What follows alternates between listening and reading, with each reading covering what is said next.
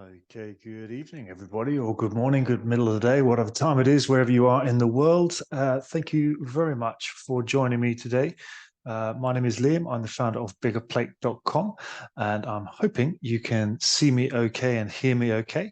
It's telling me I'm muted, but I don't think I am. Welcome to this webinar, wherever you're joining from in the world today. It's lovely for me to know who's on the line and where you're joining from. So please feel free to use the chat box here on Zoom to drop in where you're joining me from in the world today. We have a very global community at biggerplate.com, so it's always really nice to see all the different places and people that are joining us in these sessions. So I'm going to jump straight into our content because we've got a lot to get through. I've probably put too much in here, but I want to try and share as much as possible with you in the time we've got. So for those of you who are newer to mind mapping or maybe brand new to mind mapping, what you see on the screen right now is a mind map. And as the numbers indicate here, I'm going to work around this presentation in clockwise fashion, starting up here with a welcome and moving all the way around until we get around here to our wrap up. So let's jump straight into our content and see where that leads us. So first and foremost, a very brief welcome, just so you know who's talking to you. My name is Liam. I'm the founder of Biggerplate.com. And to give you a brief overview of what Biggerplate is, we don't need to dwell on it. But again, you probably need to know who's providing this webinar if you're not familiar with us. So Biggerplate was founded in 2008. And our goal is very simply to help you go further with mind mapping. And that really means two things. It means whatever your level of mind mapping is, and whatever the context in which you're hoping to apply mind mapping, we believe we've got the resources to help you go even further with it. So whether you're a beginner, an intermediate user, or even an expert mind mapper, we've got such good resources at Biggerplate that I think we can help you go even further no matter where you are on that journey. And likewise, no matter what context you're hoping to apply mind mapping, whether it's in your work, in your studies, or at home, in your community, again, we believe mind mapping can help you go further in whatever areas you wish to apply it. So again, our goal is to support you in going further with mind mapping. How do we do that? It's kind of the 3 T's that we talk about here at Biggerplate. The first is templates. That's what we're probably best known for. That's what we started back in 2008. And that's for a mind map library of templates and examples shared by our members from around the world. So at the minute, there's about 19,000 mind maps. And importantly, they are free to download, but they're also editable files. And what I mean by that is it's not just a PNG or a picture image file of a mind map. It's actually a working file. So as long as you've got some compatible mind mapping software, you can take a mind map perhaps that someone else has created and shared, download it or open it in your computer and start to edit and adapt it and personalize it for yourself. So it's a great way to get ideas and inspiration and see what other people are doing with mind mapping tools and techniques. The second of the 3 T's is tutorials, which covers a wide range of things, but primarily that's our video library, which now contains over 800 videos about mind mapping, ranging from short 3 or 4 minute tutorials to full 60-minute webinar replays. So a really wide range of video resources there to help show you how other people are using mind mapping, what they do, how they do it, and hopefully, again, help you go further. We also have our e-learning courses on the site available if you upgrade for a Biggerplate Plus membership. And then finally, the third of the 3 T's, which kind of covers what we're talking about today, which is training. So we do training, we do online training, offline training, we do public training, in-house training, all with the purpose, again, of helping people understand what's possible with mind mapping tools and techniques and how to apply it. So I mentioned earlier our community at Biggerplate. That community is just short of 300,000 members. So in internet terms, it's a small community, but if that number of people were stood in front of you, you'd think, hey, that's a lot of people. So it's a pretty big community, but it's a really focused community all around the use of mind mapping tools and techniques. We have 2 types of membership at Biggerplate. Some of you may not yet be Biggerplate members, so I just want to explain how that works. We have our basic membership. That's free to sign up and join. That enables you to download those mind maps that I mentioned earlier. And if you've maybe created some mind maps that you think other people might find interesting or useful, you can upload your own mind maps back into the library for other people to see and download. We also then have our Biggerplate Plus membership. Now, the normal price for that is $19.99 per year, so pretty good value for a lot of resources. That gives you access to over 250 premium videos. Each one of those is about an hour long, so it's a real wealth of content there. Again, those e-learning courses, live training events, which I'll talk about in a little bit, and also some software discounts. So maybe if you haven't yet chosen a mind mapping software, you might be able to save a little money by signing up with our paid membership. So this webinar today is a very brief introduction to mind mapping. I'm going to try and share with you some basic principles and some core use cases, the four main areas that we believe mind mapping can really help you in whatever field you're trying to apply it. And that's complexity, creativity, planning, and productivity. But this session is really a taster for our 5-part series. We run a regular series of 5 modules. Each one is 90 minutes long, so it's a very in-depth series. And that series is starting again in September. The next round of 5 is starting on the 16th of September, when we'll be talking about some of the principles and characteristics. We then move on to complexity the following week, followed by creativity the week after that, then planning, and then finishing up with productivity. So with Biggerplate Plus membership, you can access all 5 of those 90-minute webinars, and they all build on each other. So it's really great if you can attend at least 3 of the 4 out of 5, ideally all 5 of them. And you get access to all of those sessions with Biggerplate Plus membership. So again, the normal price there is $19.99. For those of you on this webinar today, there's a discount code there on the screen. So if you're going to do a screenshot, now is the time to do that on your computer, and I'll wave. But you can use that discount code on the screen right there, and that'll give you a 25% discount on cost of a Biggerplate Plus upgrade, which is already very reasonable, hopefully. And that offer, just for security reasons, ends on the 7th of September. So if you're going to use that discount code, jump on it quickly, get that saving, and hopefully you'll be able to then join us for the upcoming series. And so what I'm talking through today is kind of some of the headlines that we're going to share in more depth in that 5-part series. But I'm hoping what I share with you today will be useful enough and give you lots of ideas for how you can try and explore mind mapping, even without joining the 5-part series if you so choose. So we've got 60 minutes today for this session. Hopefully you know that's what you've signed up for. I'm going to try and keep my presentation down to about 45 minutes so that I leave at least 10 to 15 minutes for your questions. It's always really nice for me to get questions and feedback through these sessions because it's just me talking and I'm just managing the questions and Q&A myself. So if you have any questions that you would like me to try and answer, please feel free to use the Q&A function in Zoom, which is sometimes a little bit hidden in the More menu. But if you use the Q&A for questions, then I can see those a little bit more easily and make sure I answer the questions. The chat is really good for giving me some feedback, sharing your own experiences of mind mapping, or just letting me know where you're joining from in the world today. But the chat in Zoom is a little bit harder for me to see questions that need answering. So if there's something you'd like a response to, you'd like me to give you my perspective on, please do use the Q&A function. But if you just want to answer some of the questions I'm going to be asking, then please feel free to use that chat. I can see a lot of you have already put in where you're joining from today. We've got South Africa, we've got Chennai, India, we've got Chicago, US. Hello, Gloria. Hello, Billy. We've got Gurugram. I'm not sure where that is. That sounds like it might be India as well. So thank you all very much. Great for me to know we've got such an international audience. So thank you for those of you who are staying up late or getting up early, wherever you are in the world. It's really nice, as always, to have an international audience for these sessions. So we're going to just pause for a second because it looks like my computer might be in the process of having a meltdown. This is a Zoom bug that has come in over the last week or two that I've now experienced. And if you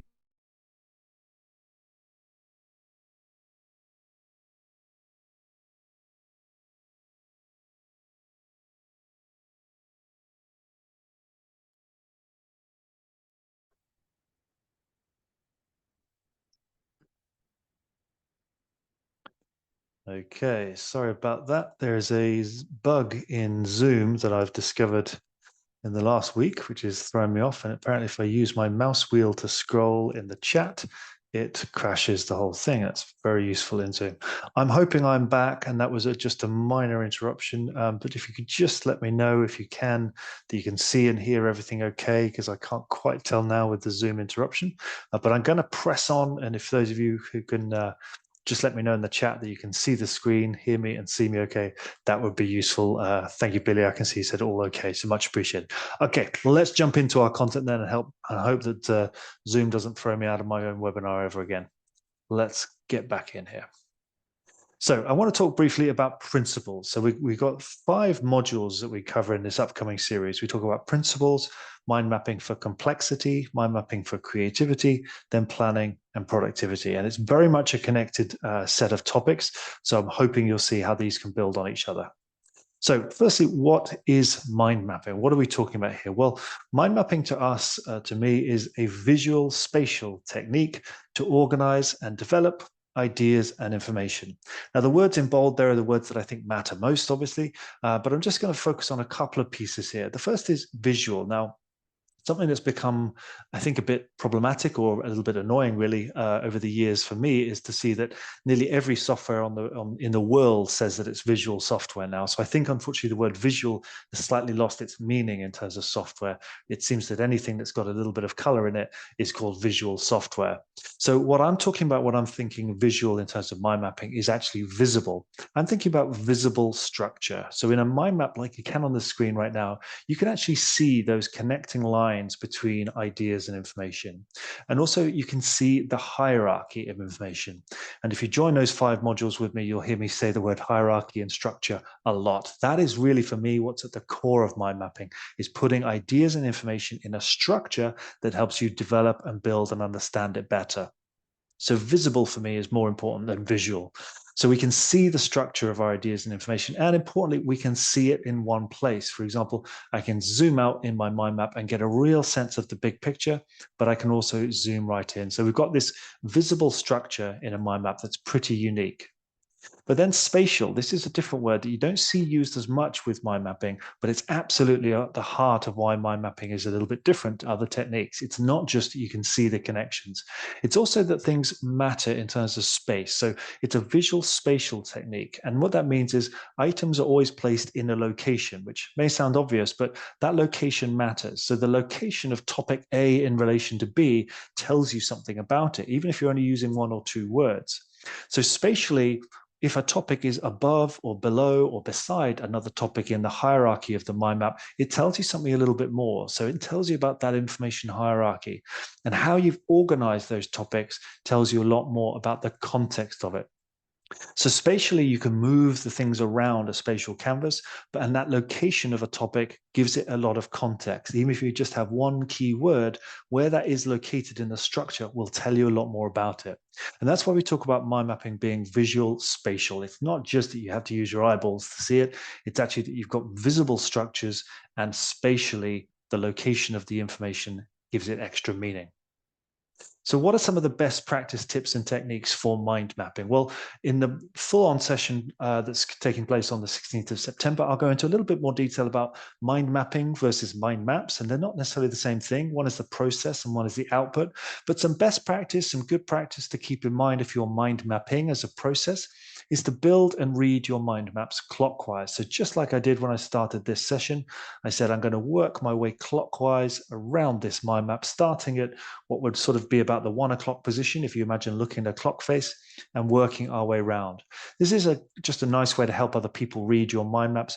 It's also what a lot of the mind mapping software does as a default. So it's easier to build and it's easier to read if you just use that kind of clockwise reference. And probably 90% of the mind maps that have been shared on Biggerplate will follow that sort of characteristic. Another sort of best practice, good practice for mind mapping is to keep your mind maps keyword focused. You want to avoid using big blocks of text. And wherever possible, you want to try and distill down your thinking into just a couple of words, or even 1 word if you can manage it. That's not just about for the sake of it. It makes it easier to read your mind maps. It makes it easier to edit your mind maps, and it makes it easier to move information around the mind map. If you have too many sort of blocks of text like this, it actually starts to get pretty cluttered. And what we're trying to do with mind mapping is simplify our lives, not overcomplicate it. We're trying to get from complexity to clarity. So if you use just keywords, you keep the number of words on the screen visible down to a minimum. But remember, the location of those 1 or 2 words tells you a lot more. And that means you don't actually need so many words. You don't need the filler words that join up words, because the structure gives you a lot of that context. And where you've placed a topic in your mind map tells you a lot more than just those keywords will.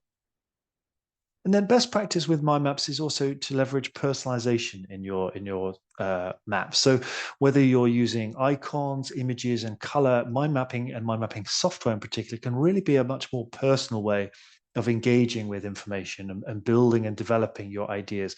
You don't have to be good at drawing, particularly if you're using software. I have terrible handwriting. You probably see, there's a mind map back there of mine that's very messy, but it's very much mine, and it's a personal process. So use icons, images, and color, but I always like to say to people, use with purpose. Some enthusiasts or experts in mind mapping would insist that you have to use color and you have to use images. I would disagree with that entirely. I would say do what works for you. So if adding images to your mind maps makes them a bit loud and noisy and distracting, don't add images. Likewise, if what works for you is a certain color of lines and box and topic, use that. Particularly for people with sort of neurodiverse needs, you might find that certain background colors or certain topic colors can help you actually read and engage with the information as well. So mind mapping should be quite a personal exercise. That also means, by the way, if you're sharing mind maps with others, you need to just be careful about whether they have been part of the creation of it or not, because your very personal mind map might be slightly harder for other people to engage with. So best practice, read and build your mind maps clockwise, keep them keyword focused, and personalize as much or as little as you wish.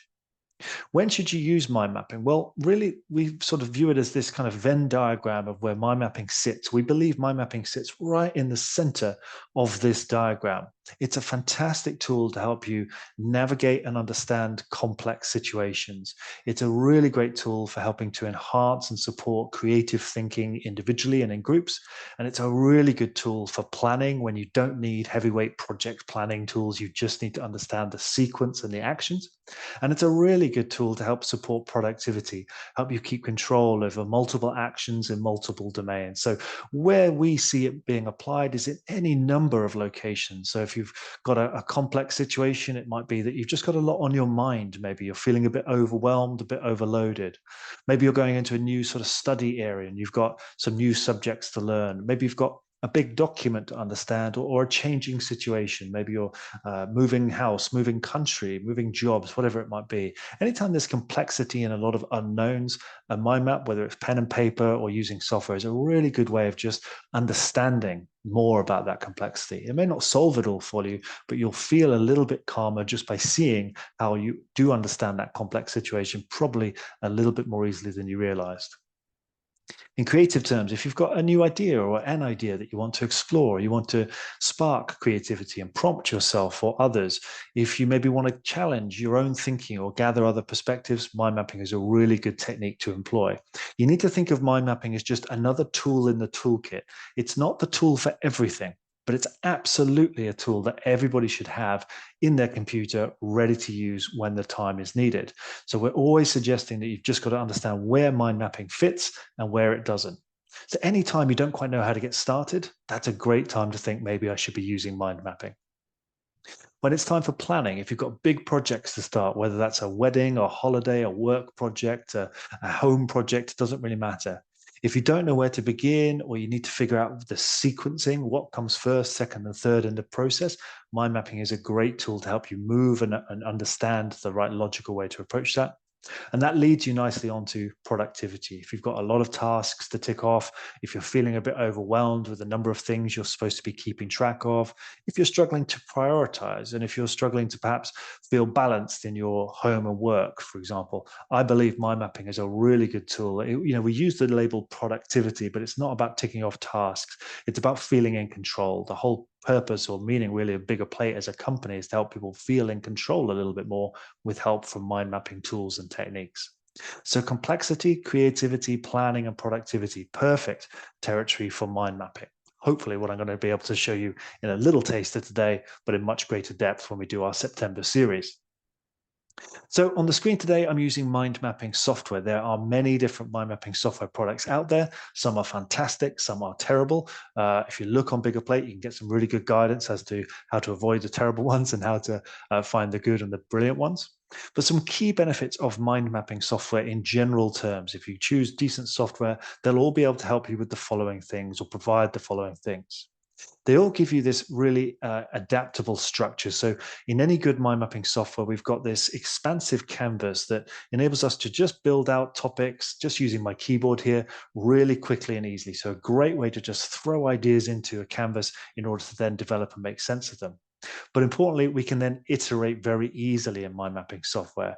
We can edit the topics, we can change the text, for example, we can reorder them, resequencing, we can move individual topics or entire branches. So we get something here that's really adaptable. So you might throw ideas into a mind map in a sort of traditional brainstorm, but then what really happens to unlock the power of mind mapping is you start to move things around, refactor and reorganize. What you're really trying to do is find a place for everything and have everything in its place. And once you do that, clarity emerges. So most mind mapping software, all good mind mapping software, is going to give you this really nice, adaptable, expansive canvas that helps you to build on structure. So you're putting ideas into a structure, and that helps you build and develop them further. Mind mapping software also gives you a really good ability to see both the big macro view and the micro view. So right now we're zoomed in on a little bit of detail here, but if I zoom out in my mind map, you can immediately get a sense of where we are in that overall flow. And because you can go up and down the hierarchy, you can follow the tree structure up and down, you can always kind of understand where am I, even when you're quite zoomed in. You just need to follow the map up a little bit to understand that context. And that comes back to that sort of spatial location stuff that I was talking about earlier. Mind mapping software is also a great way, and I think one of the best ways out there, really, genuinely, to really strike a balance between a high level summary view, but also enable you to add depth and detail into the same document. Usually it's a trade-off. You either get a very high level summary view without any detail, or you get so much depth and detail that you're overwhelmed and you don't see the high level summary. Well, mind mapping software brings these two together better than any other type of tool that I've seen so far, and I've been doing this quite a while now. So in terms of depth and detail, some of the ways you might do that using mind mapping software is to use, for example, the notes feature. So if I said Liam's idea, add this into my mind map, I could build out in the topics like this, but maybe I just want to copy and paste a bit of text from an email or something. What I can do in any good mind mapping software is add notes to avoid clutter in my mind map. And what this means is any topic in the mind map can have a little note behind it, an entire sort of document, really. And it means you can add loads of depth and detail to your mind maps without being overwhelmed by all those words on the screen. Remember, we want to keep our mind maps nice and keyword focused. So if you put this layer behind it, it means you can keep the surface level of your mind map focused on just one or two keywords at a time, easy to read, easy to maneuver around.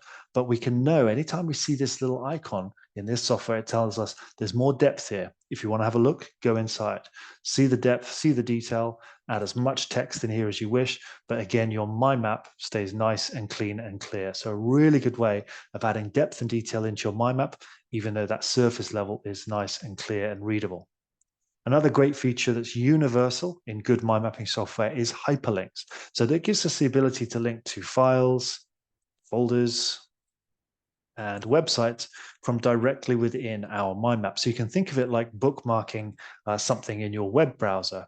But again, spatial, visual spatial tool. When we bookmark something or add a hyperlink into our mind map, it's given a lot of extra meaning by where it is in the structure. So if we save a link to a website, for example, I can pop this open and say, add a link here to biggerplate.com. Save that into my mind map. It's like it's bookmarked it, but it's bookmarked it in a place. It's in a location. And that location may tell me something. It's maybe in a certain part of my project plan or a certain part of my research map. And so saving locations or taking myself quickly over to a file that I want to have quick access to on my computer. And I can say, let's save a quick, I don't know if I've got any easy files. Here's an Excel sheet I want to save.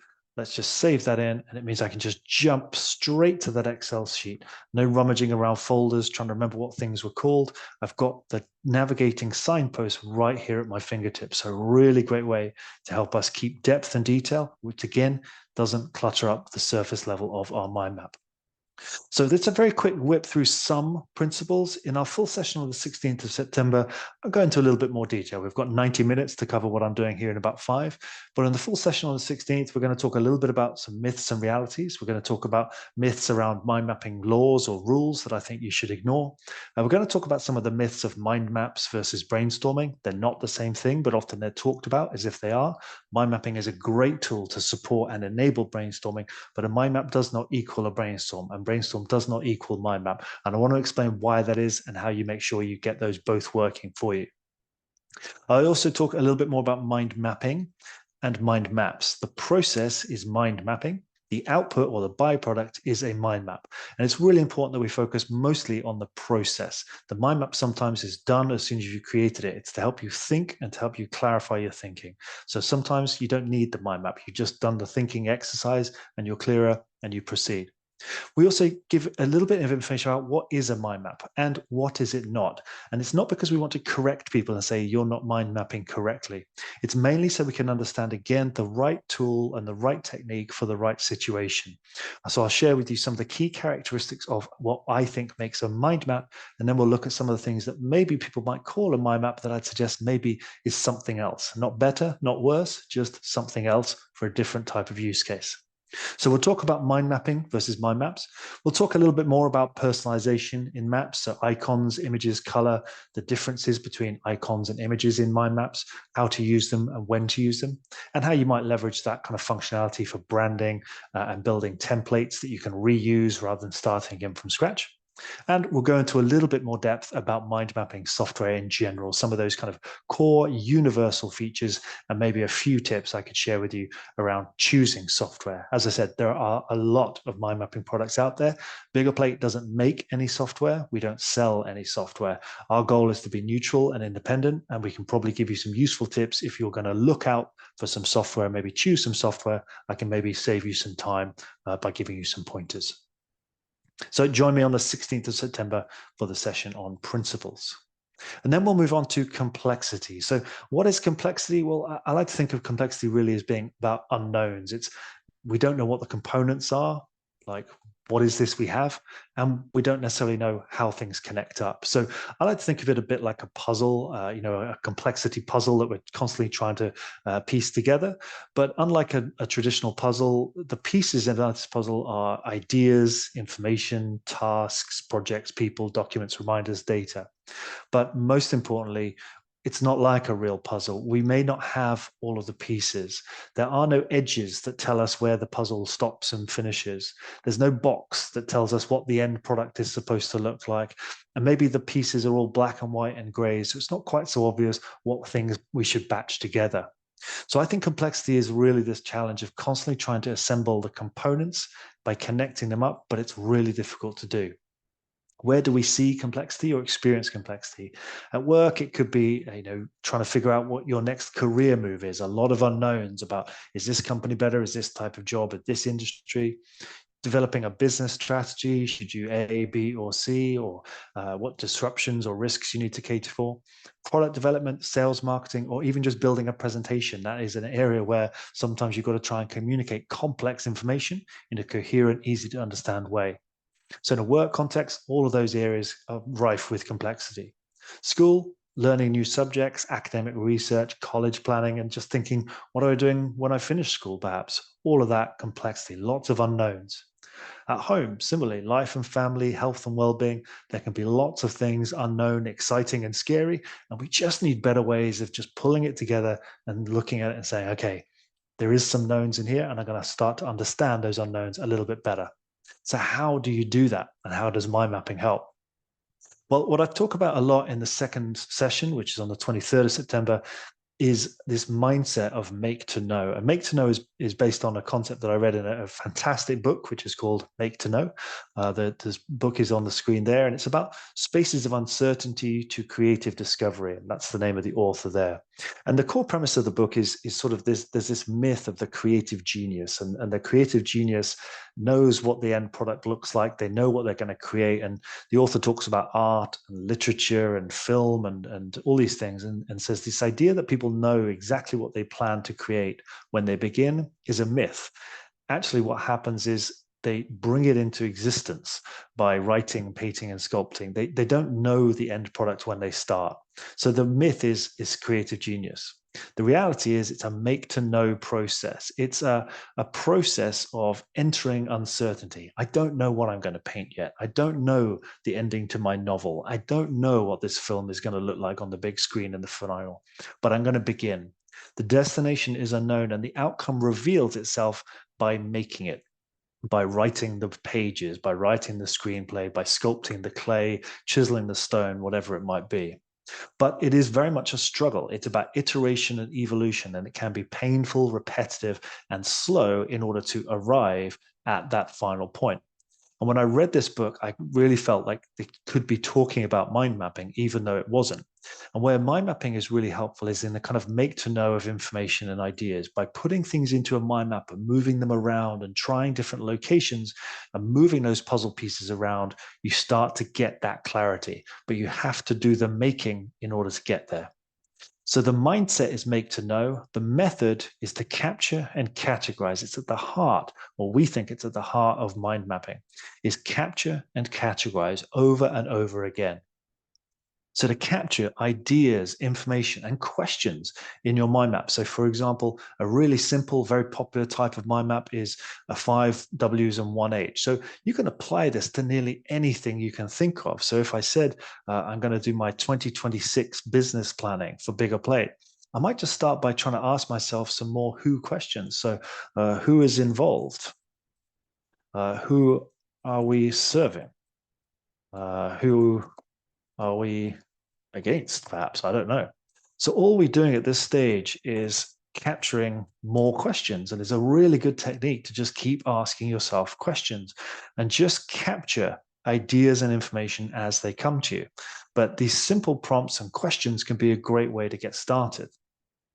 As you start to build up more information and capture more ideas and information, you can then start to categorize, I should say. And so you start to identify connections, what belongs together, what looks similar. And then, of course, if you're using mind mapping software, you can actually move these topics around and say, I think that belongs here, or I think that's a subcategory of this. So we start to move ideas into categories and subcategories. And what we're doing there is testing those puzzle pieces. Just like with a physical puzzle, you sometimes see two bits and you think they belong together, and you try and piece them together and they're like close but not quite. And you'll start to feel that when you're using mind mapping software. And the fact that we can just move entire branches around so easily and carry all of those notes and hyperlinks and depth and detail with us so easily is really very powerful when you're testing those puzzle pieces and having to do that make to know process. And so even if you start from a position of uncertainty because you've got a lot of unknowns, just by adding them into a mind map and just by perhaps asking yourself more questions, when, where, why, how, and try not to answer too quickly. We had a recent webinar with a fantastic coach in the UK called Liz Osland, and she has a process with her clients where she essentially bans them from answering any questions. She just insists they keep building out questions, more questions and more questions. And then once you build that out, you've got categories and subcategories. So you start to then capture who is involved. Or maybe you've got our core team. Maybe you've got our partners. Maybe you've got our creator network and these kind of things. So the minute you start asking yourself more questions, you get a little bit more scaffolding on which to build your own thinking. So what might start with complexity and a lot of unknowns, you then start to say, oh, I do know some answers here. I do have some topics I can start to build into my mind map. So in the full session on the 23rd of September around complexity, we're going to deal a little bit more with uncertainty. We're going to talk a little bit about the blank page and embracing exploration. We're also going to talk a lot more about points of entry. So just like that 5 Ws and 1 H map I just showed you, points of entry are really good ways to get started. So triggers, questions, ready-made categories, and that leads us nicely into templates. What Biggerplate is really built upon originally was a library of templates. So we're going to talk about sort of how you embrace the uncertainty and get started and not overwhelmed by that blank page. We're going to talk a little bit about the space you're working in. So the space in which you work and operate is really important. And so our space in terms of mind mapping is our canvas. and it involves our structure and movement of ideas and information around that structure. Once we've built out a little bit of mind map, we also need to be able to navigate around that information, around that structure nice and easily. So we'll talk about and show how to do that. I'll also talk about a little bit sort of dialogue. I like to think about mind mapping when I'm doing it by myself as a dialogue with my own ideas. So again, that idea of iteration and sort of working through some of the challenges of saying, why doesn't this fit somewhere? Where does this belong? What is this making me think of? And breaking things down in order to build things up. And really prototyping for thinking. If you're building a physical product, you might do a very rough build of it. Well, I think you can prototype for ideas using mind mapping and start to really say, as you get that into a coherent structure, you start to think, okay, I'm getting closer. We'll also talk about mind mapping for research purposes and also how you might start to think about collaboration with mind mapping. And so again, dialogue is an important part of how all that fits together. So we'll be getting into that in a bit more depth on the 23rd. But then move through into creativity. So for me, creativity is just about connecting things together. And I was encouraged to see that I'm not the only one who thinks that. So Steve Jobs said creativity is just connecting things. And Nancy Anderson said creative people are better at recognizing relationships, making associations and connections. Well, for me, mind mapping is just a connections catalyst. It just makes it really easy to connect things together and test different connections. So adding topics into your mind map, we just throw them in here, and then we start to say, actually, I think that connects down here, that connects down here. Oh, and maybe I'm even going to draw a little line to show that connects down there for some reason. So mind mapping software is really powerful for dealing with known connections and known components, but also spotting new ones. You start to see, because of the spatial part, things that are located in a similar part of the mind map start to speak to you a little bit and help you identify maybe connections or context that you hadn't spotted first time around. And because we are keyword focused in our mind map, we actually keep things a little bit more open-ended. So we like to sort of try and keep keywords focused because it just makes things more manageable, but also it means you may just find there's more prompts by having just one or two words than if you'd written a full long sentence that really kind of closes down because it's very clear and very explicit. Whereas if you just have a couple of words, it just leaves things a little bit more open, and that could be quite an interesting creative prompt. And then, of course, as I've said multiple times, the ability to break connections and say, actually, I'm going to break that connection and move it here. Actually, I've changed my mind. I'm going to move it back. Or I'm going to reshape the whole structure by moving that over there. So just dragging and dropping topics around a mind map, but really what that is dragging and dropping and reshaping entire blocks of ideas and information and making new connections, breaking connections and reconnecting them. So mind mapping, again, a really powerful connections catalyst, which makes it an incredible tool to support brainstorming. Now, I said earlier that brainstorming and mind mapping are not the same thing, but they do go really nicely together. I'll talk a little bit more on the 30th of September in the creativity session about brainstorming, but in headline terms, the things to keep in mind when you're brainstorming is this diagram from another very good book called Game Storming. And this is really saying that any good brainstorming process needs to go through these three stages. We need to diverge and get lots of ideas out. We need to then explore. That's about comparing ideas and seeing what fits together. And then we need to converge, taking us towards some actions or some priorities or clarity by the end of it. And mind mapping is a great way to support this process. And so if you keep that in mind in any kind of meeting or brainstorming process you're in, if you feel it's unsatisfactory, it's probably because you missed one or more of these stages. So mind mapping can really support this well in kind of this three-step process. So we started with capture and categorize, and now we've added prioritize. And that's really that converging piece at the end. So in terms of capture, we can keep keyword focused and capture easily lots of ideas and information in just one or two keywords and leave possibilities open. So simple sort of examples are templates like Scamper template, where we could say, maybe put our central question in, which is sell more cars, for example. And then we say, well, how might we substitute cars? Okay, maybe we should also sell bikes. So I'm just making things up here and probably not doing a very good job of it. But the idea of this is that you just use these simple prompts with just to prompt your thinking and capture and categorize and build up your ideas and information. But these simple prompts can take you a very long way when you're doing it properly and not trying to think and speak at the same time as I am.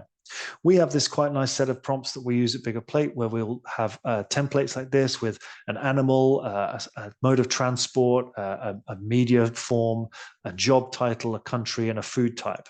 And so it just populates with 6 random things, and then you have to try and say to yourself, how would I make it more something?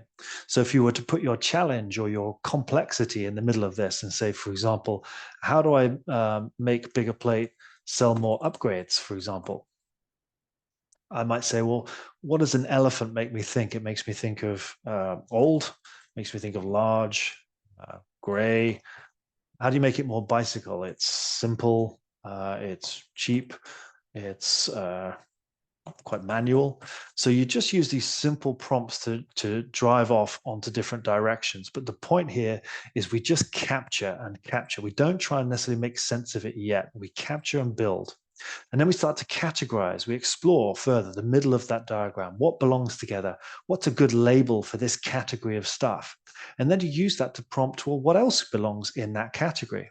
So if we take it a level further, you take that example mind map that I was building up earlier, and you say, okay, well, here's a little bit more of a developed version. So we've kind of got some characteristics that we started, and then we start to actually think about those subcategories. So we turned bicycle, what I thought about simplifying, we made that a category and subcategory. We broke our Italy thoughts down into food and language. So we categorize and subcategorize. And then the final stage, if you really want to turn a brainstorm into something that has meaning and traction, is to converge. So you prioritize. So capture, categorize, and prioritize. And so if you take something like a SWOT analysis, you might do a very big brainstorm, things like this, with all your capturing and categorizing of your strengths, your weaknesses, your opportunities, and your threats. But then really what we need to see is some priorities up here. So we converge on something that really gives us steering for where we go next.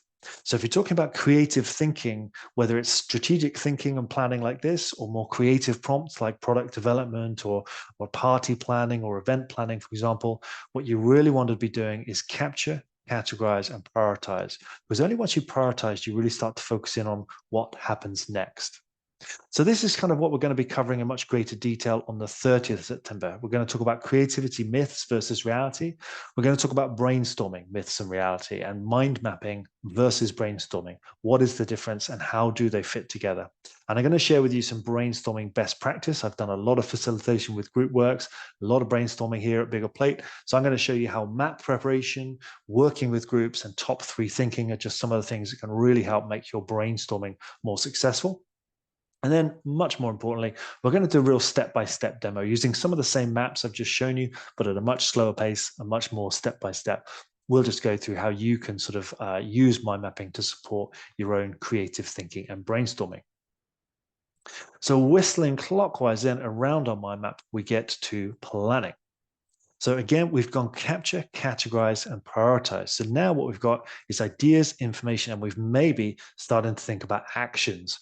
What is the action? Whose action is it? And when is it going to be done? And again, all of this can be done in a single mind map document. Some of the features that are going to help us with prioritizing and planning, the notes feature I showed you earlier, the hyperlinks feature, again, making sure we've got all of the relevant documents right at our fingertips. But then we can also start to identify priorities using icons. So we could say there's action A, action B, and action C. But maybe that's not the order of priorities. Maybe, for example, action C might be the most important priority. Action A might be the second, and action B might be the third. Now, again, in the session we talk about, I'll show you how I always like to organize top to bottom as well. So if I was saying that, but we've now got very visual signals about our priorities. So tasks, icons is really useful. And in some mind mapping software, like the one on the screen right now, we can also add a lot more information. So for example, what's the progress on a particular action, or who's the owner or responsible for that particular action, or when is that action due for completion? So we'll get into that in a lot more detail in our planning session on the 7th of October. And we'll talk through some example mind maps like this, where we maybe start with an event planning brief that gives us those same 6 headings that we looked at earlier, but how you then, by capture and categorizing, get to maybe something that looks like this, where we've got a little bit more information now in our categories, and we've categorized and subcategories. And we've also done here a lot of thinking. We've broken our choices around location, for example, down into some options, and then we've started to do pros and cons. And having done that thinking, we've then marked with our priority markers. It looks like UK is our best location, followed by US, followed by Asia. So we've captured, categorized, and prioritized. And then as we move further through the process, we might even get into starting to use the tasks and progress icons to really indicate our progress on particular activities. So, for example, we've got some foundations. We've given ourselves a marker here to say, secure the date and the venue, secure the guest speakers. We've got hyperlinks here that take us to other areas. We've got links here to Google Sheets for our budget and brochures for our venue hire. We've got the brochure, we've got the budget in spreadsheets, and we've really pulled all of this together in simple capture and categorize headings that we can make sense of nice and easily. So we're going to talk in greater detail about building those type of plans using mind mapping on the 7th of October. But you can see hopefully how these combination of features, but all based around capture, categorize, and prioritize, is now starting to build up by the time we get into the session on planning. So we'll go through a much slower step-by-step demonstration of all those different features in action. We'll look at event planning and some other planning examples. I'll talk a little bit about thinking maps versus planning maps. This is a slightly newer idea that I started to work on a couple of years ago, which is I was finding that sometimes the maps that I was using to sort of expand my ideas were really good for helping me identify the destination, but they also contained a lot of extra information that didn't necessarily help me when it came to the planning. So I started in some situations to break out for a different type of map called a planning map. And so the thinking maps help me identify the destination, and the planning maps help me plan the journey. So that's where, again, something like our event plan, it might start looking like this. And then what I wanted to do is turn it into something that's really going to guide the actions. So that's where you start to see something that's a little bit more phased. Any project managers in the group will probably recognize this as a sort of almost a bit of a WBS, a work breakdown structure. So we'll talk a little bit more, or a lot more rather, on the 7th of October about thinking maps versus planning maps. And we'll also dive into what are some of the more advanced features, maybe excuse me, not as universal, but really handy in all the good software. Things like using the map structure to guide you, a little bit like I just showed you there, a slightly different layout of my map. Using things called task roll-ups to make it really easy to take both the small tasks and the headlines. And even using map filtering to quickly zone in on particular ideas or icons or resources. So we'll be covering planning on the 7th of October. Hope you can join me for that one. And then we'll finally move into productivity on the 14th of October. And productivity is really for me about working efficiently on the right thing. So efficiently means you know what you need, you can access what you need, and you can do what you need. And the right things means we're doing things that are aligned with the high level goals, aligned with the priorities, and we're avoiding busy work. We don't want to just be ticking off lots of things, but in the wrong direction. So we're going to talk about how mind mapping can help you keep your day-to-day actions aligned with those high-level goals, whether they're your own goals or organizational goals or team goals, so that we can always be efficiently working on the right things. The majority of what I'm going to talk about in that session on the 14th of October is what we call dashboard maps. So the purpose of a dashboard map is to really enable you to very easily navigate across all of your different projects and even your domains. So one dashboard that can help you navigate between your home life, your work life, your studies, give you that macro and micro view, and really importantly, connect it all together using the notes, the hyperlinks, all of this kind of stuff to really give you what I like to think of as a control center across all of the different things you're trying to control. But really at the heart of that is just an extension of this process we've been talking about, constantly capturing, categorizing, prioritizing, and planning. So when new tasks arrive, you capture it, you hold it up against your existing category structure in the dashboard, you say, where does this belong? And then you say, how important is this based on everything else that's in this dashboard? And once you place it in the map, you then decide, does it merit more planning? And all of that can be done in that single mind map dashboard, a really powerful control center to help you stay on top of everything that's going on. And what we hope to get to with a dashboard map is a really dynamic document that helps us with thinking, planning, and doing all in one easy to work with canvas. It's a real living, breathing document. So my dashboard map is really never closed on my laptop. It's always there, ready to just help guide me and help me put my hands on the things I need when I need them.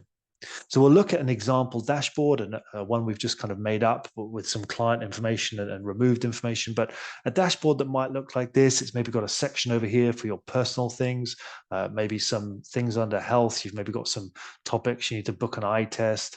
Maybe under travel, you've got some holidays coming up, and you've got some tasks under here that you need to say, well, actually, maybe I need to book flights, book a hotel. But I'm just going to have everything really ready to hand here. I might have some website hyperlinks to hotels I'm interested in, or locations or activities.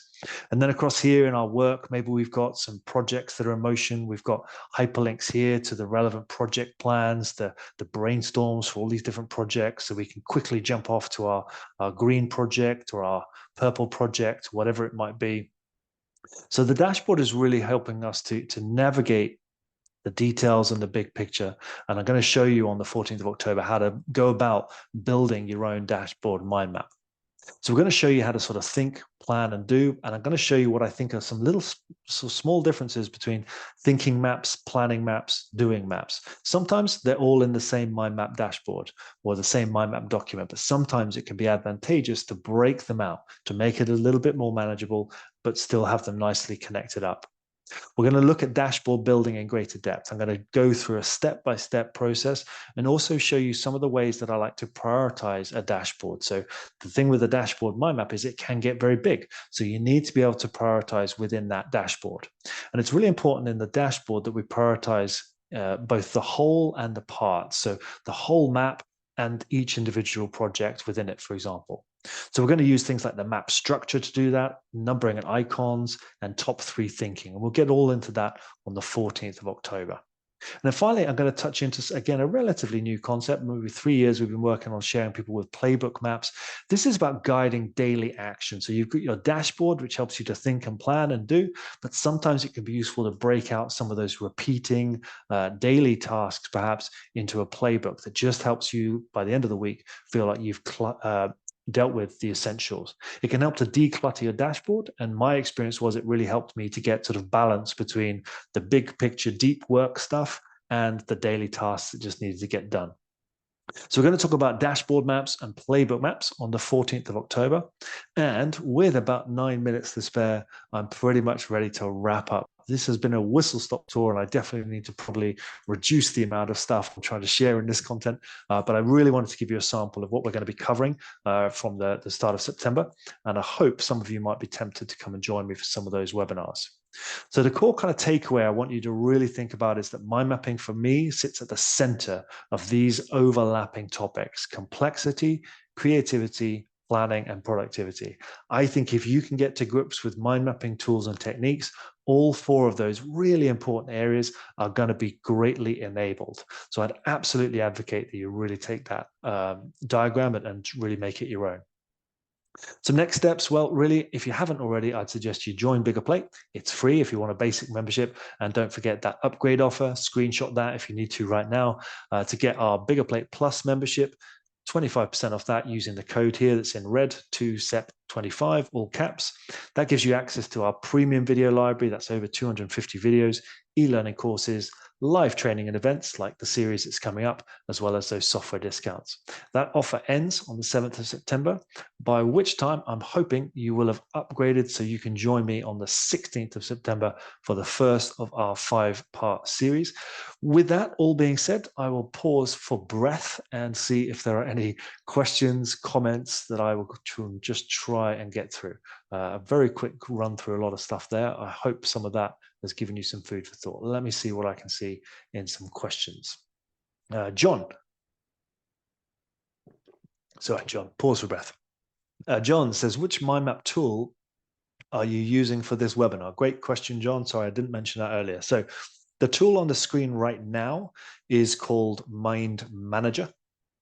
Mind Manager is a very, very good tool. It's probably one that I'm sort of most comfortable using because it's the first one I found many years ago when I started Biggerplate. Mind Manager is very, very powerful. It's got loads of rich features, but a lot of people will probably never use those features, myself included. So you see, if I open up the menu here, there's a lot of functionality in Mind Manager, but a lot of it is stuff I don't need, I don't use. So Mind Manager is really rich, really advanced, very powerful, really good for things like projects and tasks and productivity.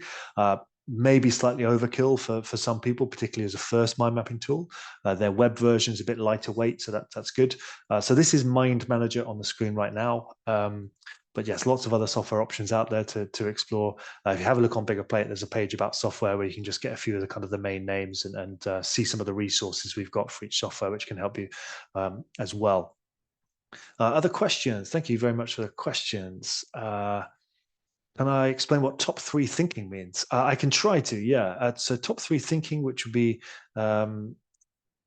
is really about saying if you've got 10 clients, they can't all be priority one all of the time. So what I like to do in mind maps and what I get people to do when they're mind mapping with me in workshops is say, we've got client, let's say we've got a set of clients here. We need to prioritize these. So the first thing I would be doing is prioritizing top to bottom. But when you've got a big list, I would suggest breaking it out into top three and other, and then moving clients specifically, depending on what's most urgent. Maybe they've got a big project that's nearing completion, or they are the biggest paying client, or whatever it might be. So whatever it is, I suggest using the map structure to break down into top three and other. But importantly, it's not fixed. So perhaps this is the most important client right now. Let's call it client A, but maybe you finish the project, they pay the bill, and there's nothing really on the horizon for a while. Let's move them down the priorities for now and think about who from this list down here might warrant coming up into the top three. And it's not necessarily the one who was top there. So I'm constantly using this as a process of promotion and relegation. And it's not to say that who's bottom of the list is unimportant. It's just to help me prioritize the parts of my dashboard map or my project map. I'll talk a lot more about top three thinking and this kind of dynamism of it in the sessions on productivity and planning, but hopefully that gives you a very quick overview of the top three thinking principle. Other questions?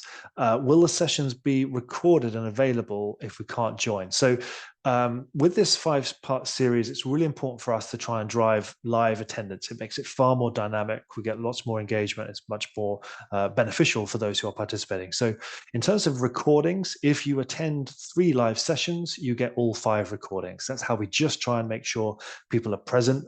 So if you attend the first 3, for example, but can't make the second 2, you'll get all 5 recordings when all 5 sessions are done. So yes, recordings will be available, but only to those who actually turn up and participate live in at least 3 sessions. Just looking at some of the other chat and Q&A. Thank you. Great questions coming in here. There's a question here that is an important one. Somebody said, is Biggerplate software? So just to clarify again, Biggerplate, we don't make or sell any mind mapping software, or at least not yet.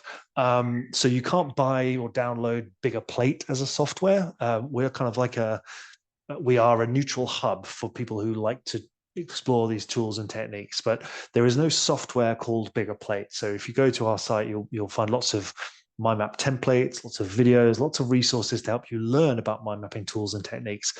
But there isn't yet a Biggerplate software. There might be in the future, who knows? But we've been going since 2008, and there's still no software. So we're quite happy with where we are for the moment. I hope that answers the question if I've understood it correctly. A couple of minutes left. What other questions can I rattle through here? AI mind mapping, there's a great question coming there. Is there AI in mind mapping? The answer is yes, there is a lot of AI in mind mapping, an increasing amount. There are tools that are introducing AI, and they can do things like, maybe where we have our topic that says, maybe we're doing market research, for example, in a mind map, and we might say we're doing market research, and we maybe have Asia and America. Maybe we could use the mind map AI, or the AI rather, in the mind mapping tool to give us some ideas, and it will populate the mind map with some thoughts that we can then edit, refine, or break down. It's a very fast moving area, AI in mind mapping. It's also one where I think we have some interesting questions, like with AI in general. There's a risk we outsource all of our thinking to AI. And when mind mapping is really at its heart a really great thinking tool, there's some question marks for me about whether having AI doing the thinking is really helping us. We've actually got a webinar about AI on the 29th of October. So there's a webinar on the 29th of October called Discover AI Mapping. And what I'll be doing in that session is just looking, we did one last year, it was very popular.